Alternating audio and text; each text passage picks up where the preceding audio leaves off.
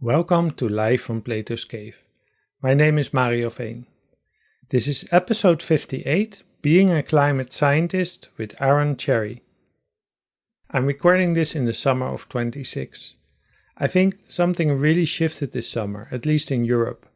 The forest fires, the heat waves, the drying up of rivers. The climate crisis really made itself felt. A recurring theme in this podcast is the oh shit moment. The moment that you feel to your bones that it's not just climate change or even climate crisis, but that we are actually in a planetary emergency. Perhaps this dawned on you this summer, or perhaps it was before, like 3 years ago or even 10 years ago. But have you ever wondered what it is like to have known this for decades already? Have you ever wondered what it is like to be a climate scientist and to see a climate emergency coming that can be prevented if people would just listen to the science? And then in the following decades to see a failure to act, and now having to be a witness to the effects of that failure. The climate scientists who have warned for the climate emergency have often been likened to Cassandra, the mythological figure that predicted the fall of Troy, but whose warnings were ignored. Our guest in this episode examined the emotional burden that climate scientists today bear in having to witness the fires, the heat waves and the drought. He calls them Cassandra's children. Dr. Aaron Thierry is an ecological scientist, a science communicator and environmental campaigner.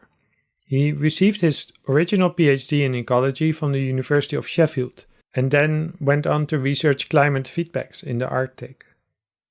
After this, Aaron left academia to focus on environmental activism and became a youth campaign coach working for a leading UK environmental charity. His past experiences have led him to become fascinated by the question of how and why scientists engage in social movements. To better understand this, he returned to academia and has recently finished a new PhD in science and technology studies that we will discuss in this episode. His thesis is called Cassandra's Children, Scientific Responsibility in an Era of Climate Emergency. I will link it in the description once it's available. I interviewed Aaron once before in episode 34 of this podcast about the role of universities in the climate crisis. In our conversation for this episode, we discuss what it is like to be a climate scientist today. We also speak about why calling the climate crisis an emergency is a scientific assessment, not just a value judgment. Enjoy our conversation and don't forget to hug your local climate scientist. Nice to speak to you again, Aaron. Yeah, nice to be here again. Thank you, Mario. Yeah, it's been a while. Yeah, when I was speaking to you, you were in the middle of doing your research and everything, and now you've finished your research. Are you happy with the results? Happy is an interesting word. I'm pleased with them. Yeah, no, I think that they're an interesting set of findings, and I've enjoyed the process of doing the work. So yeah, in that sense, I am. Let's just start with the title. Yeah, what does it mean, Cassandra's Children? Yeah, so I chose the title to kind of convey the idea. So it draws on the idea of the Greek myth of Cassandra. And so Cassandra famously was given the gift of prophecy by Apollo, and he was trying to woo her. But then she rejected Apollo, so he twisted the gift into a curse. And he made it so that she could see the future, but then she could never persuade anybody else or tell anybody else in a convincing way. And so she was cursed to kind of see the downfall of her family and her family home, and couldn't get her relatives to listen to her saying, you know, there's a threat, we must avoid it, we shouldn't let the wooden horse go through the gates of Troy. And yet, you know, she could see all this coming, and then it came to be, and she had to see it. And I think the point of trying to talk about it as the children is I'm talking about climate scientists, and they're in a similar situation where they have this knowledge. They're trying to persuade people to pay attention to the knowledge that they hold, and they feel that they can't. But in a sense, they're living in the aftermath of the prophecy. So, you know, we've now had, well, over 50 years, really, of scientists warning about the dangers of climate change. But we're not living in saying this is going to come in the future anymore. Our generation is the one that's living in the early stages of this crisis unfolding. And so what I was saying is that we've inherited this loss of the prophecy. So we are, in some sense, the descendants of the people who'd made the prophecy. And so that's where this idea of the children of the prophets came from. Was that always in your mind from the start? Because you are a climate scientist from background, and now you've become a social researcher. And let's hope it goes well, right? We're recording this before your Viva, so we're assuming it goes well. Was this idea there from the start that this is what you wanted to focus on in your PhD? Not quite. Maybe it was there behind the scenes. I think it was something I definitely wanted to explore because it was a personal question that related to my own feelings and experience. And that was definitely part of the motivation for why I thought that this was an interesting set of research questions to pursue. When I first joined the project, it was actually slightly different. The focus was going to be more on the way in which climate activists use science in their communications. And I did I did a project on that, and I interviewed some of the kind of early founders of Extinction Rebellion in the UK who had and how they'd used climate science in the recruitment talks that they'd run as an organization. And I did that, and I published that work. And then I felt that, that I'd said what I could say about that for now. So then I was kind of like, so what am I going to actually focus the rest of my PhD on at this point? And so I had to kind of go back to the drawing board. And this question about scientists' social responsibility kind of came forward, and trying to understand how scientists themselves were coping with the knowledge that they had around what they perceive of as the dangers that we're in terms of the evidence and the projections that they have. And so they are in a particularly unique position in society in terms of being the producers and the holders of this particular type of knowledge. And I was kind of wondering, well, what does that mean then in terms of how they feel about it? Because partly, the activists are saying, listen to the scientists, and they're acting because they have this knowledge about the science. And I was like, well, what do the scientists themselves think? And are the scientists themselves acting in these ways or not? And increasingly, we are seeing more scientists engaging in activism and advocacy and supporting social movements, and I've been part of that too. I've done that myself, and I think there's a really interesting question as to why that is, but also why now, and what is leading scientists to make this perhaps change in the way in which they're trying to engage. And so that became the question: is like, what's motivating this, and how do scientists see this from the inside? Like, what is their perspective on this? Yeah, and as you know, I'm very interested in climate and time, and I've been doing a lot with timelines lately. Like timelines, you have the timeline of climate events, right? Which is just like the graphs of CO2 and warming and everything. And then there's the timeline of science, like Fourier and Arrhenius and the IPCC reports. And then there's the policy timeline. Maybe there's also an activism timeline. So my first question always when I read something about climate is, where does the story start? And your story starts in 1988 with Hansen. Well, it almost starts a little bit later than that, actually. I kind of feel like I'm more interested in where he went to later. So there's a scene that I start the thesis with where about 2006 or 7, I think it is. But James Hansen was one of the first climate scientists in who really spoke out and tried to warn the public in a very emphatic way. And so famously, there was a congressional hearing in the United States in 1988 where he was the first climate scientist who kind of concretely said, we are seeing the effects of climate change right now playing out, and we can detect it already. And that was, I was 2 years old at the time, so it's a long time ago. He then proceeded to continue to work as NASA scientist. He was the head of the NASA's Goddard Institute for Space Studies, so one of the most senior climate scientists in the country at the time. And there was a series of incidents, particularly when George W. Bush Jr. became the president, where he felt that his science was being stifled by the government. And he went public with that, and he made this very press release at the time, And then also around that time, he gave this congressional testimony where he was one of the first scientists to talk publicly about there being a planetary emergency and that we were in an emergency. And I found that was like a particularly important milestone, I think, in my timeline, because it was a different framing and a different conceptualization of what the climate science was telling us and how we should relate and understand what the science was saying. That this wasn't a gradual process; it was a crisis, it was an emergency, and he was one of the first scientists to really articulate that. And then a couple of years after that, he was asked to speak at the trial of some climate activists here in the UK. Where they had shut down a coal power station by climbing up it and painting on the coal power station stack. They were obviously arrested and put on trial for that as criminal damage.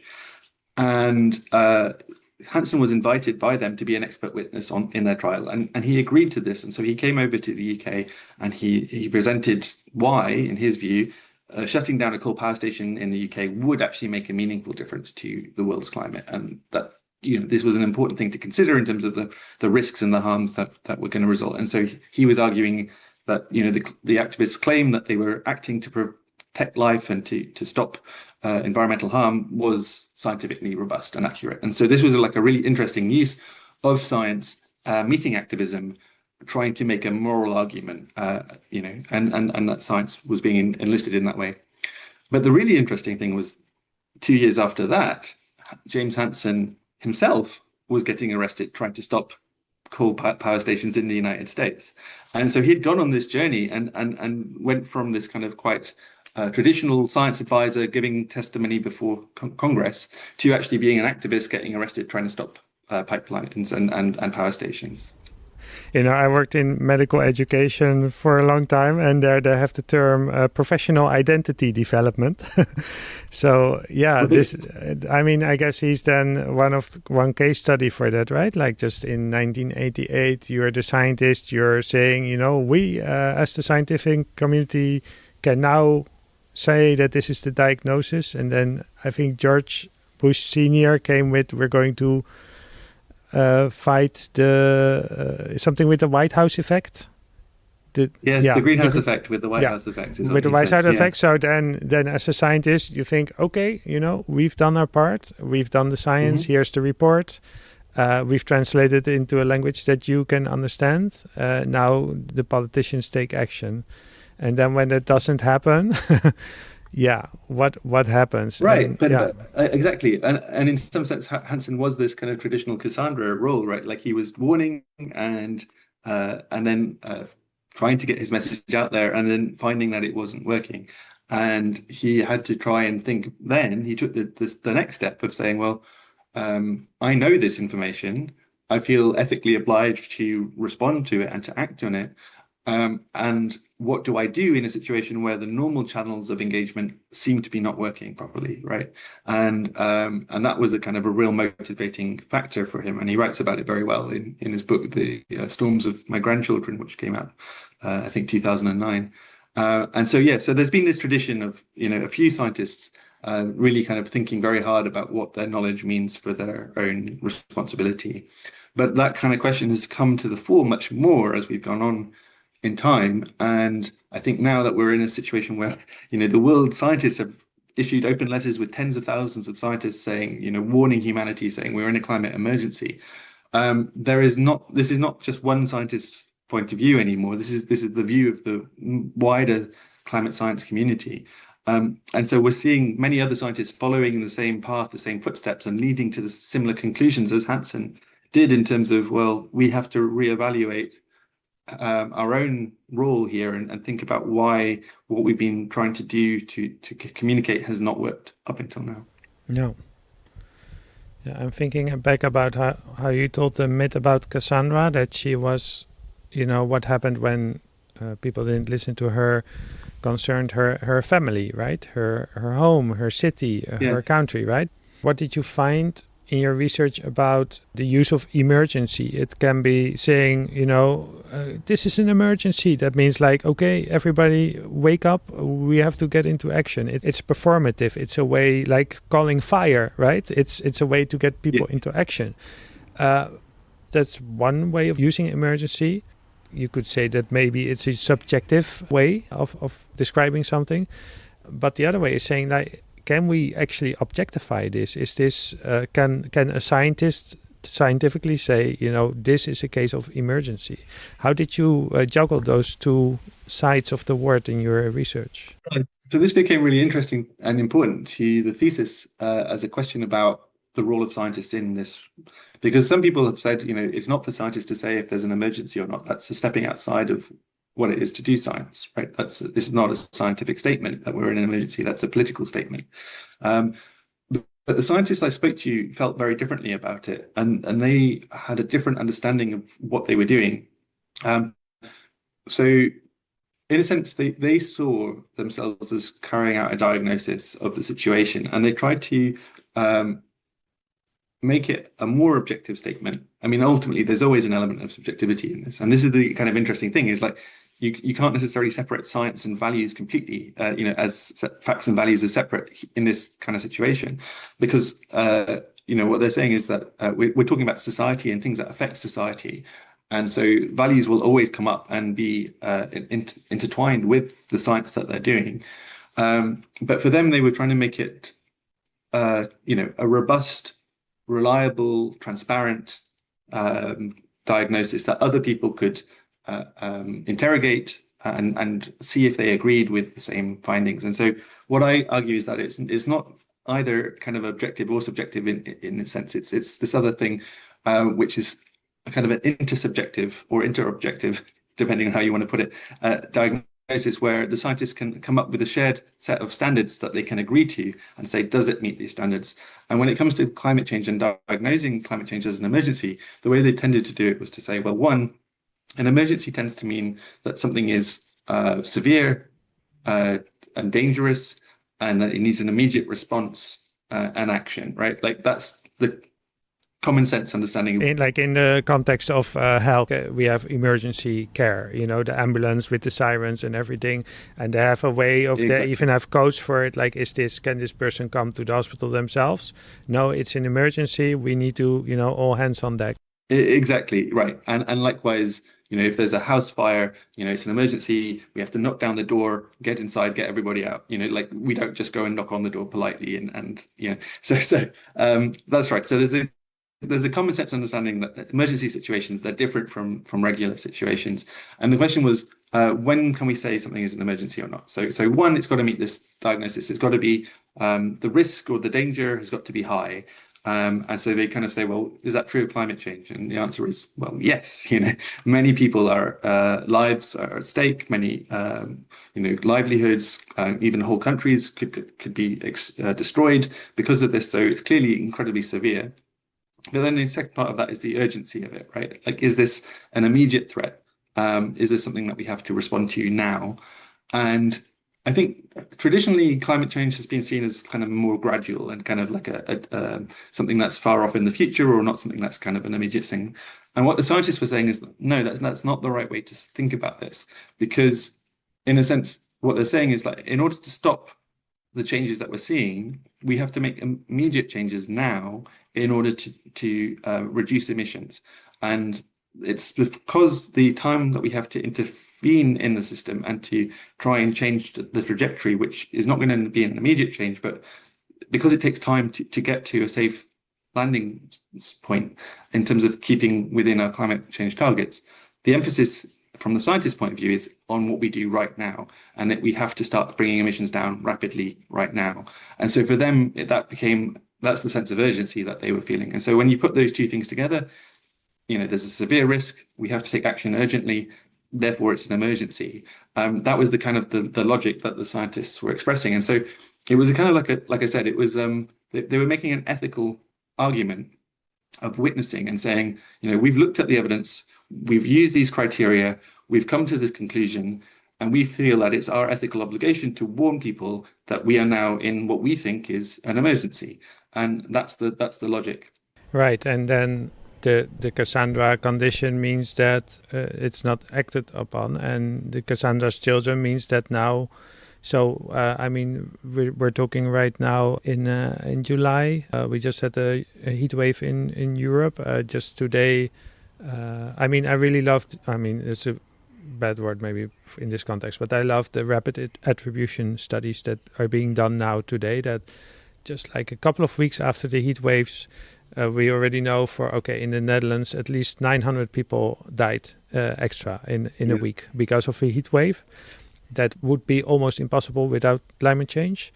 And we had like the meteorologist giving a code red, so saying this is an emergency. Yeah. And despite this, so one of the reasons why you use the emergency word is that people can get into action and to prevent harm from happening. But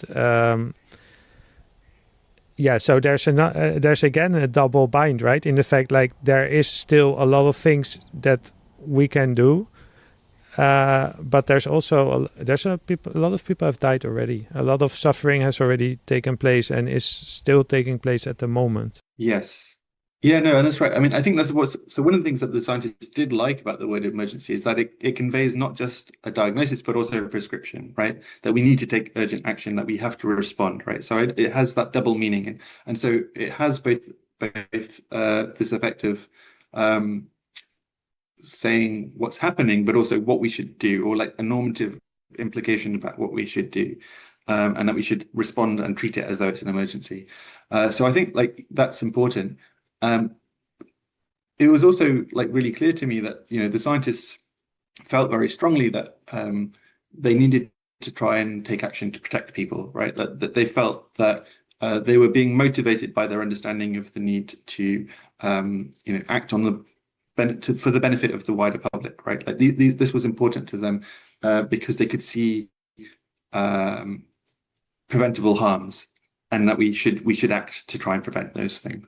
What you hear a lot is, like the steps, right? Like the climate isn't changing. It's not changing because of us. Well, maybe it's changing. We're not sure. Okay, it's changing, but it's not really bad. Okay, it's really bad, but, now we can't do anything about it anyway. Did you talk to scientists who did feel like this? Like, okay, it's too late. No, not really. I mean, No? some of them talked about feelings of despair or hopelessness. Yeah. But they also talked about feelings of anger and wanting to try to create change and not willing to kind of just give up, and there was a kind of a determination to kind of, we have to try our best no matter what situation we're in. And so, there's a spectrum of different views, and the scientists often had multiple feelings at the same time. But what I definitely felt was they were feeling frustrated, and there was a sense of betrayal, I think, by a lot of the scientists, that they'd done their job. Yeah. They'd done it to the best of their ability, and they'd handed over this evidence, what they felt was compelling evidence, to policymakers, decision makers, and that it hadn't been picked up and acted on, right? And so there was a sense of confusion, or a sense of that something wasn't working. And I think they were like, that there was this science policy interface. Our job was to produce the information, give it to society to act on. Where is the action? We don't see that this hasn't worked according to how we think it should do. And so I became interested in that part of the question as well, of like, what did scientists expect would happen? Why did they expect it to work that way? Why was it that what explanations did they have for why this hadn't worked? And that then led to slightly, these darker kind of conversations where they were saying that, the policy process is broken. There isn't the political will. Policymakers are being cowardly. They are failing the public. That there's this kind of blame that kind of comes with that. The scientists were also often saying that, politicians have been captured by vested interests. They're not listening to the evidence. They're listening to money. Yeah. These kind of explanations kind of came forward quite a lot.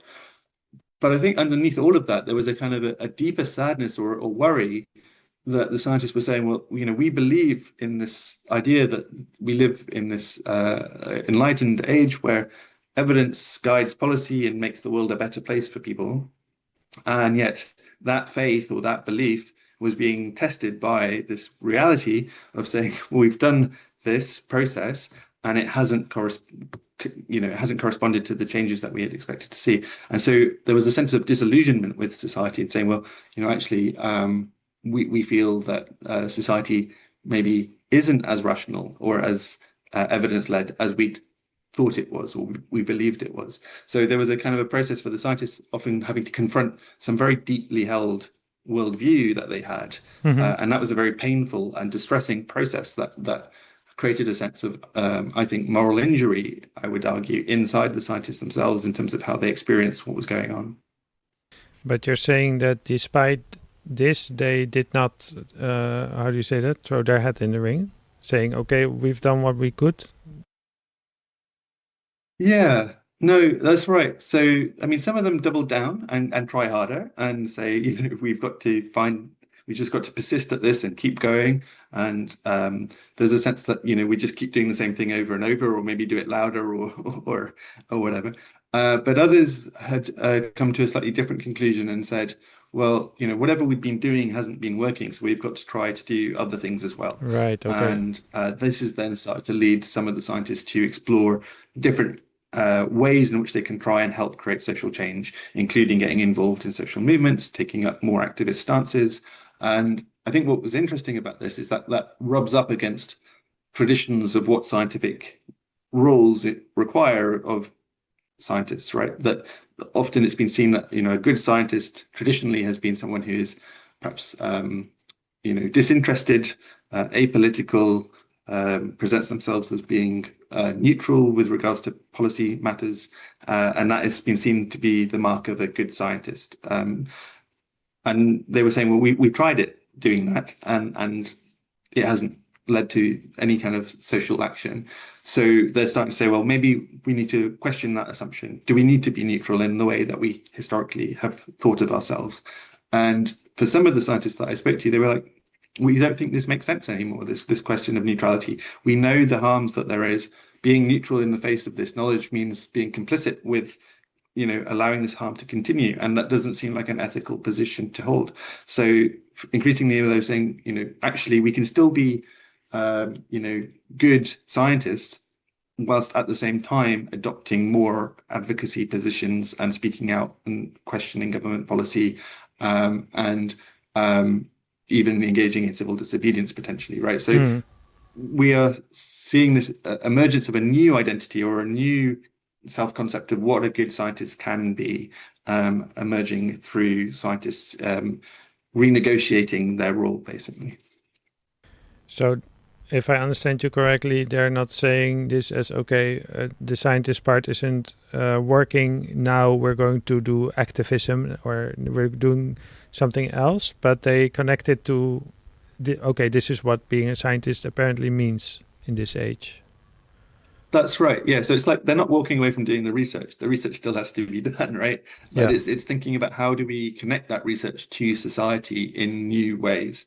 And that might be different forms of communication, or working with different stakeholders. Might mean working more directly with the public or with non-governmental organizations. It might mean, speaking more to the media. There's lots of things it can mean to different scientists in a sense. They're not unified on how they should respond. What they were clear, though, was that just publishing papers or just going to scientific advisory meetings was no longer seen as enough. And that was the thing. And one of the things I think around that then meant they had to look at science's role in society differently. And so some of them still keep this idea that science is somehow producing knowledge that is, universal and apolitical and needs to be seen as, this kind of strong objective truth. But then they're saying, but we can then look at those facts and then conclude how we respond and what action we want to take about that. And that's values led. And so our values have to come into the question at some point in terms of what meaning do we make out of the facts that we have found or produced. But then there's a slightly different set of views amongst some of the scientists I spoke to, where they were like, well, science is always political in terms of what questions we think is important to us. Values Yeah. always drive the way in which we do science. There's always ethical questions and judgments that we have to make about the way in which we conduct our research. And so science is not an apolitical process in the way that it's sometimes presented. And for those scientists, they were saying, and therefore there isn't really a contradiction that, my work is values led. I'm trying to do research in order to find out how we live more sustainably on the planet. That is a motivation for why I'm doing this work. Therefore, it's perfectly natural that I should also want to try and see the work and the knowledge that I've produced turned into action to lead to a more sustainable, flourishing societies. That's the whole point of doing this science, right? That's why we're doing it. And so for those scientists, they didn't see a contradiction at all between science and activism. And what is your own stance in this? If sometimes you hear the argument, okay, you're a scientist, but of course, you're also a citizen, and as a citizen, you can engage in demonstrations, protests, even civil disobedience, but don't wear your lab coat. Don't wear your white coat, because you're there as a citizen, as a private person. And if you wear your white coat, then you're kind of, you're doing. I'm just trying to think of the arguments they make. You're doing more harm than good, because you're actually confirming the idea of science as activist, as politicize and everything like that. What's your take on that? Yeah, I mean, the scientists that I spoke to were very sensitive to this concern, right? They understood that was a risk because their credibility and their trust is very important to them. And the reason that they do the work that they do take such care over it is because they want to make sure it's rigorous, it's credible, that it's trustworthy, right? That's part of what it is to do really good science.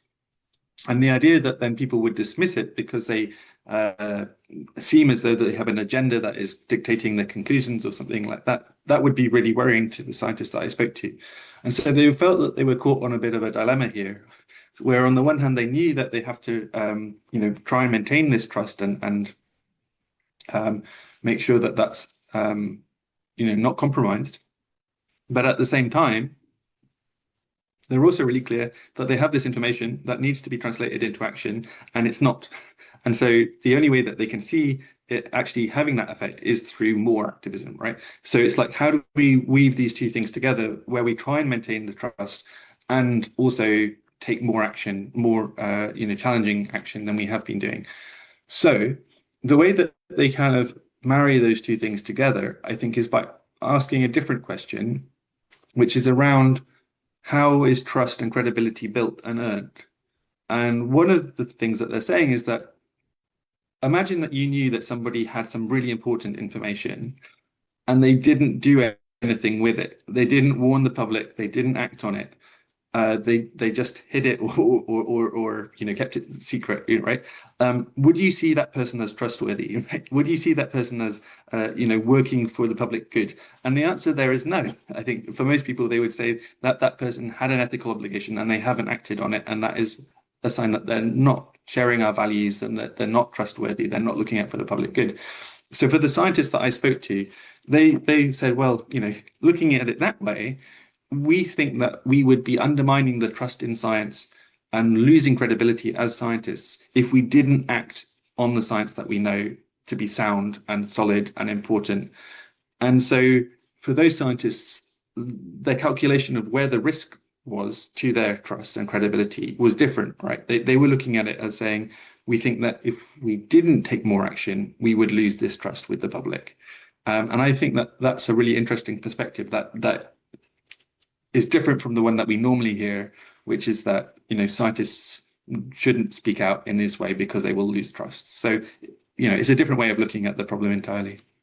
Yeah, I guess scientists have maybe more than the average person an awareness of history. If you study the history of science, it's a story where so many examples of people finding something, not being believed, warning about something. The tobacco case is, of course, an example of that, where there was a Dutch doctor Dr. Mijnsma, who did his PhD on the relationship between smoking and lung cancer, while in the Netherlands, the GPs were just in their training. They were taught to, offer your patient a cigar because it's good for your connection and everything. And he was, he took over. His friend had a tobacco shop, so he asked if he could take over the tobacco shop for 1 day a week. And then people would come, to the counter with wanting to buy cigars or cigarettes, and he would, no, madam. That's not a good idea. Don't do that. I'm a doctor. And so he was also kind of taking on a different role. And if we look at it now and you look at the newspapers, how his colleagues were calling him activist, alarmist, everything like that. Yeah. Yeah, no, I use this example of doctors a bit in my thesis, actually, because I think there is an analogy here between the climate scientists or sustainability, environmental scientists in general, and medical health professionals, particularly those who work in public health, where we expect doctors generally to tell us about things that are bad for us and to try and help us protect public health, right? Like that's seen as part of the role of the doctor. And so it's also true of medical science generally. Like, you wouldn't see that there's a problem for a doctor researching the effects of cigarette tar on cancer, saying to the public, you should be careful. You should probably look to ban cigarette smoking in public spaces and so on, because of this, right? That would be seen as a perfectly normal thing for a medical doctor, a medical scientist to do. And so I guess the analogy is, it seems like, with climate scientists who are studying this problem and saying, fossil fuel burning is causing great harm, we should stop burning fossil fuels, is also a very similar situation. And so that, if we accept it in one situation, why don't we accept it in the other? I think it's also, like you say, it's kind of very true that historically there's been forces that have pushed back and tried to undermine that science. And so in the case of tobacco, we know that there was big PR campaigns that tried to confuse the public and muddy the science, create doubt in the public understanding. We've seen the same thing with fossil fuel companies. And I think, again, a lot of the scientists I spoke to felt it was their duty to speak up and push back against that kind of disinformation and the organizations that are pushing that disinformation into the public sphere. So they were saying, if we do not speak up as scientists, if we just stay, doing this in our own communities or through private channels, then we leave the public realm to be polluted by this disinformation, and that's not okay. And so we have to challenge that. We have to point out that there are these bad actors. We have to speak up in defense of the science that we've done. And again, taking on that role as this defender of science, this advocate for science, felt very important for them as well. Yeah, so it's not communicating in a neutral space where no one is talking about climate and you're the one talking about it, but in a space where there's an active, well-documented campaign of climate obstruction. Exactly that. Yeah. 2 episodes ago, I interviewed Genevieve Gunther about her book, The Language of Climate Politics, and she focuses on... I love that book. It's really great. Yeah, it's really great, yeah. And she focuses on, a little bit what we've been talked about ourselves, that what is neutrality and how is that kind of a battleground. And she focuses on a number of words that are consciously being pushed to discredit science, and one of those words is alarmist. And with Genevieve we talk about how is this like a conscious strategy, how does it work, but you've looked at the other side, like what does it do to a person who's doing their job as best as they can to be constantly being called an alarmist? What does it do to you? Yeah, no, exactly. I mean, that has been very much a technique used to try and force scientists to be more cautious, right? And they would very much be very concerned about this accusation of being alarmist, to the point that they would bend over backwards to try and present the most conservative, robust, cautious conclusions in order to try and be more persuasive, right, and to try and maintain that trust. And we've seen that happen again and again. And I think one of the consequences of that is that actually science as a whole is quite a defensive position, right? Like it's occupying this quite a conservative, cautious position. And that has meant that it's not necessarily historically actually warned sufficiently clearly, I think, about some of the dangers that we're in. We've often underestimated how fast the impacts of climate change will happen in terms of the predictions of science. And that's because it is this very, robust, cautious process that doesn't overclaim, right? And so for scientists to get to the point where they're saying it's an emergency, I think actually should carry even more weight for us in this situation, because effectively this is a very cautious profession now speaking in very alarming terms, right? And I'm saying alarming and not alarmist here. I think that distinction is really important, because the work I think, and I think many of the scientists I spoke to think that we are in this very alarming situation, and so it seems appropriate to speak in this alarming language around this, right? But I think it is difficult for scientists if they're then being attacked by organized disinformation campaigns and so on, who are putting propaganda from the fossil fuel industry. It doesn't just undermine your message saying, oh, I don't agree with your report or your study. I mean, scientists are used by that, right? You publish something and you hope that many people start to attack it, because that's, how you get the best results. But it is ad hominem. It's targeted as conspiracy thinking, whatever, your very identity as a scientist. Yeah, right. And so again, the natural instinct of a scientist in that situation is to do what they do, right? Is to perform the role of doing science again, right? It is, well, if you're not persuaded by what I've said, I'm going to present even more information. I'm going to try and, convince you even more clearly, and produce more data. And it's this kind of, the understanding of the scientists is that's their job, is to make facts, produce data, persuade people with evidence. And it's based on this kind of very, I think, honorable, but also slightly misplaced understanding of how policymaking is shaped, right? And that they have this idea that, if there's only more clear explanation, more evidence, more information, we could convince everybody that we need to take a particular course of action.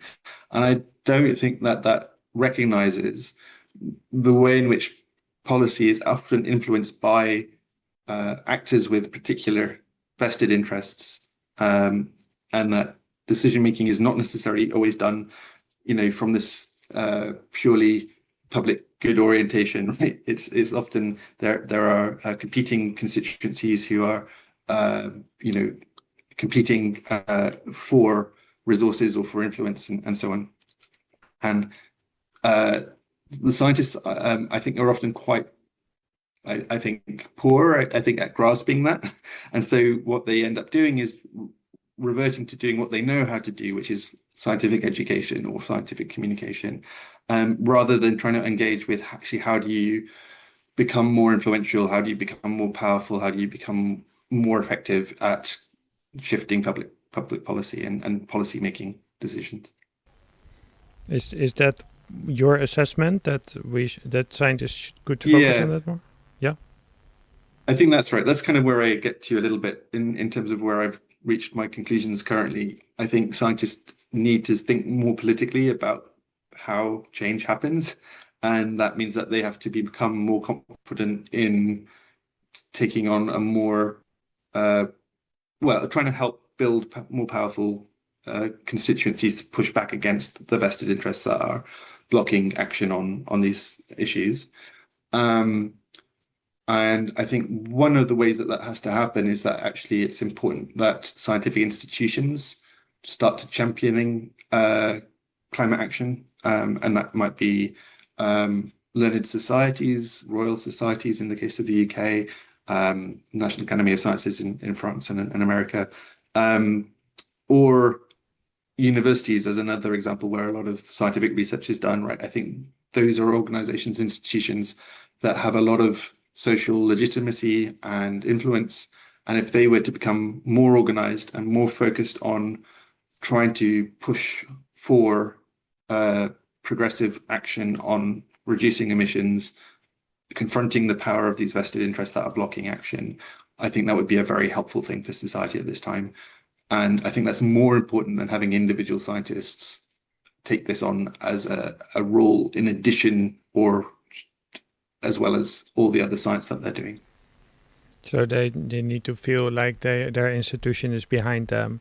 It's not just something they're doing, I don't know, in their free time or Exactly. I think you and Exactly. I both know. I mean, colleagues. I used to work in, as I said, in medical education, where after I quit, some people said, I'm also part of Extinction Rebellion, but I would never say that at my work because it's risky, right? Yeah.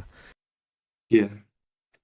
I think the problem is right now, it's seen as something that the risks or the burden of it is borne by individuals, right? You can be an activist, you can speak out, you can do so within an understanding of academic freedom, and it's legitimate and endorsed, but it's not supported, right? It's not organized, it's not rewarded. Yeah. And so it becomes this extra thing that you have to do if you're sufficiently committed, or if you're sufficiently free to do it, right?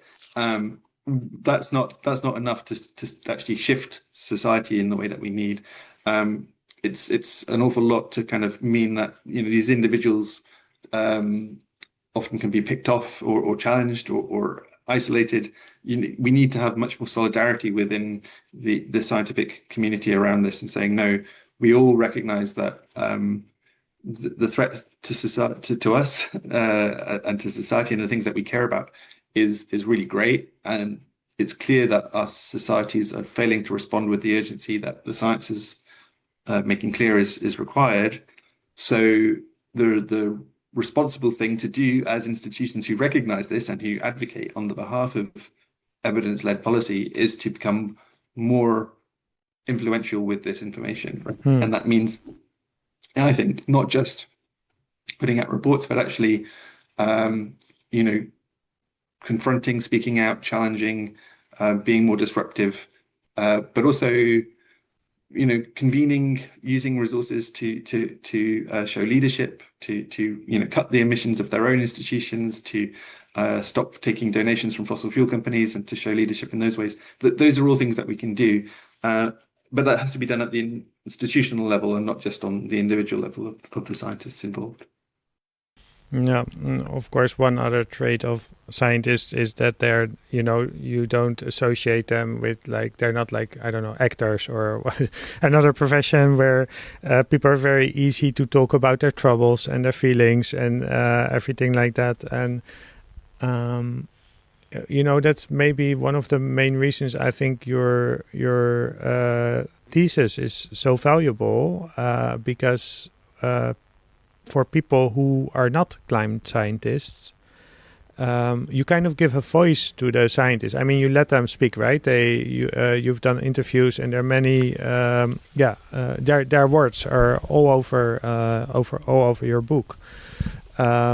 So personally, for me, I did realize that it's not easy being a climate scientist, and some climate scientists have written books about that. But if you hear their own words, like there's one scientist who says, like, it's like, breaking down a wall and all you have is a spoon. I think that is, I wonder if more people would know what it is. I mean, I think most people generally really appreciate climate scientists, but if more people would know, like, how challenging it is and what they've gone through, we've been talking about institutional support. That's important, but of course we need support of all of this society, right? Now that we know, they're not really Cassandra anymore because there's so many people that are listening to it. Yeah, there's a lovely initiative that was set up by an Australian cartoonist called First Dog on the Moon, and they promote this thing called Hug a Climate Scientist Day.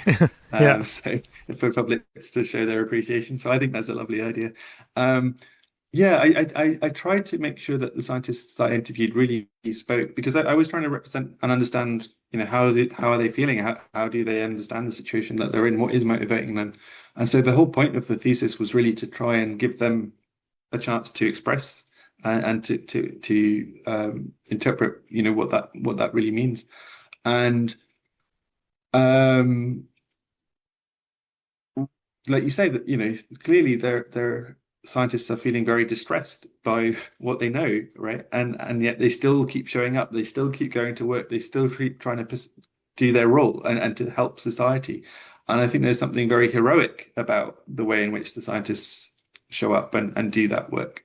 I think it's also really important to recognize like some of the ways in which they the things that in order to do this work, they often have to try and suppress their feelings or feel like that's what they have to do. And so there's a lot of, I think, compartmentalization and even to some extent, identity splitting that they have to do and say, well, whilst I'm at work, I'm going to just forget about what this means and just gather the data, right?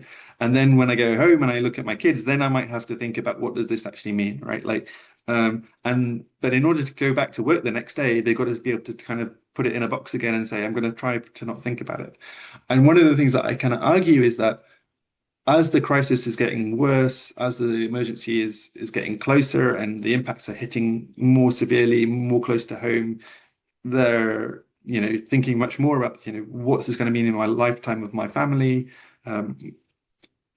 That ability to just switch off or to be able to compartmentalize and to say I'm just going to go and do my job today. Yeah, that's becoming harder and harder to do. You're leaving your job, but you're entering a heat wave. Right, exactly. Right. I was at a conference the other day in London where some of the sessions had to be cancelled because it was so hot and the air conditioning broke down, and the whole meeting on what to do about climate change had to be stopped. Right, like it was incredibly ironic and quite worrying that we're at that point already, and that's right. I think it just becomes impossible to be able to do that. And so I think for me, one of the explanations of why we're seeing so many more scientists engaging in this kind of activism in the last 5 years or so is because we've reached this point now where it's becoming impossible to be able to keep these two things compartmentalized and separate, right? Yeah.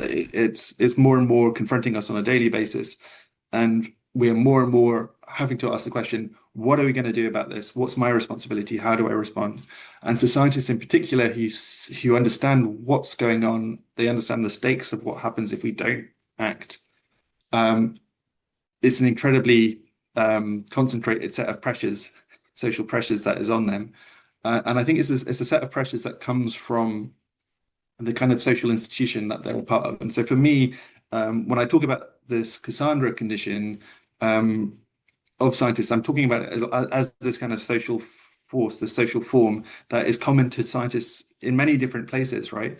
And it's happening, it's not just individual scientists having a certain psychological tendency, right? This is a common theme that is happening to scientists in the same situation in many different parts of the world, because they all share the same understanding, they have the same social role, and this same notion of acting as Cassandra, right? Like that is common to all of them, and that's the thing that I was like saying. This is not going to go away, right? This is only going to get worse or more, because these pressures are going to continue to build, and scientists are going to continue to feel more and more frustrated until we see action. And so I think we're going to see more people and it's not just scientists. I think ultimately, I think that was the other thing that I was kind of getting at, is scientists are in a sense they're the canaries in the coal mine. They're ahead of everybody else because they're more sensitive, they're more sensitized to this.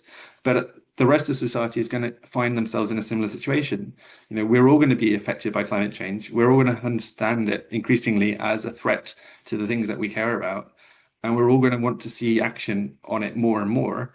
And so I think that this phenomenon that we're seeing in the scientific community will likely be seen in other professions and in other parts of society as we go forward from here. How has it been for you doing this research for 4 or 5 years, speaking to your colleagues that are maybe going through some of the things you've been going through?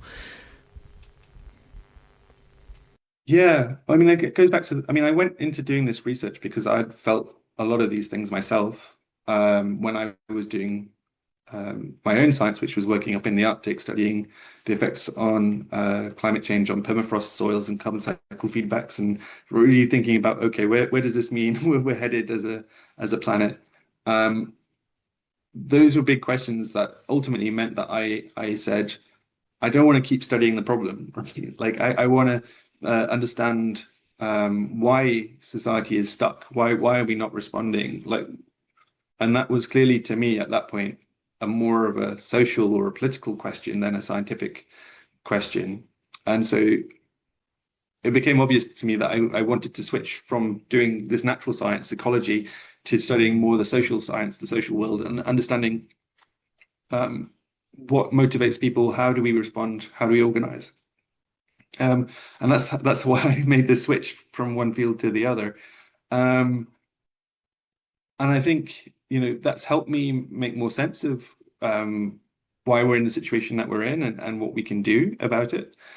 And that's helped me feel perhaps a sense of more agency and more ability to understand where actually we have the ability to make changes and how those changes could be brought about. So that's been a good thing. In terms of the work itself, I found it quite difficult at times because you're having to, when you're doing these interviews, you have to be very present and pay very close attention to everything that your interview is saying. You then have to transcribe all of their words and really think about what they've said and go over that transcript many times, often, and then code it up to kind of draw out the important points that you think that they're making. And so you have to sit with this information. And when I've done, nearly 30 different interviews and spent hours and hours and hours over each one.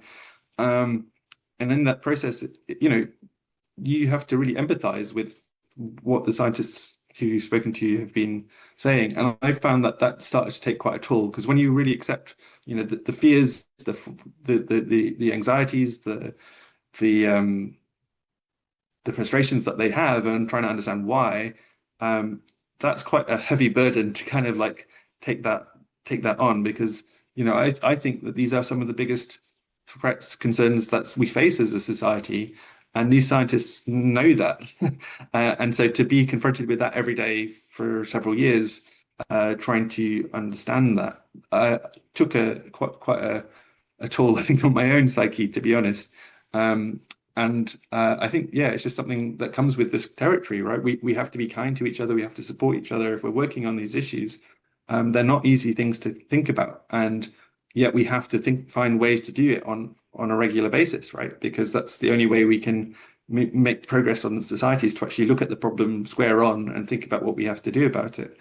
So I just think, we have to be kind to ourselves about that, and also support each other and make room to talk about the emotional side of this crisis. It's not just a crisis about tons of carbon and joules of energy, right? It's a crisis about people and how we feel, and whether or not we're hopeful or pessimistic, or whether or not we feel motivated, or we're feeling despair. Those are really important things to be talking about. And I think actually, as a society, we'd be making much more progress if we could talk about these things with friends and family and colleagues more often, to be honest. And now that you've finished this research, what's next for you? What's next for me? So I'm going to carry on working on doing research around how society responds and can respond to climate change. I'm moving in the direction of trying to understand kind of, I guess, what we'd call them as social ecological systems. So how changes in the climate affect society and how society affects the climate. And to do that, I'm actually joining an organization called ASRA, which stands for the Accelerator for Systemic Risk Assessment. And we're trying to use this approach of kind of synthesizing both ecology and sociology, social science understandings to look at how we can identify what risks society faces, but also how we can respond to those risks to mitigate them. So it's a nice kind of role, I think, for myself, because it's kind of on the intersection of the science that I used to do and the social science that I can now do. And I think it's trying to marry those two things seems important to me at this time. So yeah, that's kind of where I'm going to be headed for the next couple of years. Thank you so much for this conversation. Thanks, Marion. Enjoyed it very much.